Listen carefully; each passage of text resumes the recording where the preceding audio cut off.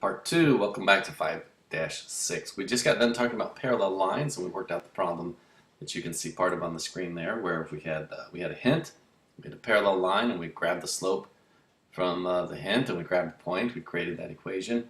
Now, there is something that you can do, and that is create equations that are perpendicular. That's what we're going to talk about here. Take note of this. This is not easy. You're going to have to work on this. To get it, if I'm completely honest with you. Okay, perpendicular lines. Perpendicular lines on a grid, like shown here, have a relationship between their slopes also. But they're obviously not the same slope, because if they're the same slope, they would never touch. So they do touch. Here's what happens. Two non-vertical lines are perpendicular if the product of their slopes is -1. Okay? Two numbers whose products are -1 are called this. And here's the magic phrase, opposite reciprocals. Okay, if two numbers are opposite reciprocals, their lines are perpendicular. Okay, so there you have it. Opposite reciprocals are perpendicular. That's all you have to know. If you understand what it is, here's an example number 10. Number 10, it says the slope of a line is 2. Okay, so you have the slope of a line is 2, and that's actually, I believe that's this one right here. These two lines, by the way, they are perpendicular. They're giving you a nice visual example here.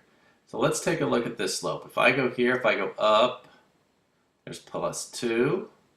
Go over 1, that's +1. So that slope is 2. Okay? It says, what is the slope of the line that's perpendicular to that? Well, according to this rule up here, if we take the opposite reciprocal, okay, so you know how we started up the lesson with reciprocal? Well, 2 reciprocal is 1/2. Okay, so the opposite reciprocal, and what that means is you just change the sign. Okay, the opposite reciprocal, I'm trying to abbreviate here, it's really hard to write with my writer at my house. Opposite reciprocal is -1/2. Okay, because if the reciprocal of 2 is 1/2, the opposite reciprocal is -1/2. So that means the slope of this line should be -1/2. Well, let's see. Here's a point, and here's a point. If I go down 1, that's -1. If I go over 2, that's +2. +2, and I wrote negative, +2. So the slope of this line is -1 over +2. It's -1/2. Okay, so the slope of that line is -1/2. The slope of the red line is 2, so the reciprocals are opposite reciprocals, and that's the slope. So jot this down. Here's an example. Okay, let's do a little chart at the bottom of the page, because this is important that you can identify. Let's say that I have a slope here, and over here I'm going to say the perpendicular.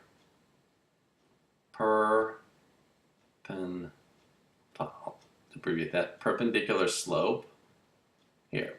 All right, if I have slope of a line is 3/4, the line perpendicular to 3/4 would be -4/3, okay, because it's a perpendicular slope. If I have slope of a line is -8/5, okay, the perpendicular slope of that line would be +5/8. All right, and if there's one more, you may not be able to squeeze it on here, but if you have a whole number, like say -9, an integer that is, the reciprocal of that would be +1/9 for perpendicular slope. Okay, so you have to be able to find the perpendicular slope or understand what it is and identify it, because let's take a look at some of the different things you might be expected to do. All right, it says problem 2. On the third page in your notes says, are the graphs of these two equations, are they parallel, perpendicular, or neither? Well, the way that you find this out is by identifying the slope. Okay, well, I know that the slope of this line is 3/4. So I want to figure out, is this slope 3/4 or -4/3 or something else? Okay, and so I can't tell. By standard form, this equation is in standard form, but I don't know what the slope is, so we have to find the slope of it. All right, so we're going to find the slope, which is what they're asking you to do right here. So if I have 4x minus 3y equals 9, the way we find slope is we put it in y-intercept form. So let's solve that for y. We're going to add 4x to both sides. You got negative 3y is equal to, I'm sorry, it should be negative 4x here. Negative 4x plus 9. All right, I'm close, but we have to continue solving for y. So I'm going to divide that by negative 3. I'm going to divide that by negative 3. Y is equal to, so negative divided by negative would be 4/3, it's positive, x plus negative 3. So the slope of this line is 4/3. And they kind of talk you through it right here, number 12. The slope of the line 3/4 x plus 7 is 3/4. The slope of this line is 4/3. All right, so what's the answer to this question? Are these lines, which is what they asked up here, are they parallel, perpendicular, or neither? And the answer should be obvious that it is neither. All right, okay, it's not the same, which would be parallel, and it's not the opposite reciprocal, which would be perpendicular, because the opposite reciprocal would have been negative 4/3. So it's neither. It's not the same nor opposite reciprocal. So they're not parallel and they're not perpendicular. All right, easy enough for us there. Let's scroll on down and look at problem 3. All right, well, how about writing an equation of a perpendicular line? Let's see if we can get through that in the remaining time here. It says a line passes through this point. Okay, so this again is on my line, is what they're telling you. They'll tell you that there's a line that goes through this point. That's what I'm looking for. And I know that this line is perpendicular to the graph of y equals 2x plus 1. So what's the equation in slope-intercept form of my line? Okay, number 15 says, find the slope of the perpendicular line. Well, the slope of the given line is 2, right here. Right, y equals 2x, 2 is slope. Okay, so the opposite reciprocal, which is my line, because they said my line is perpendicular, right?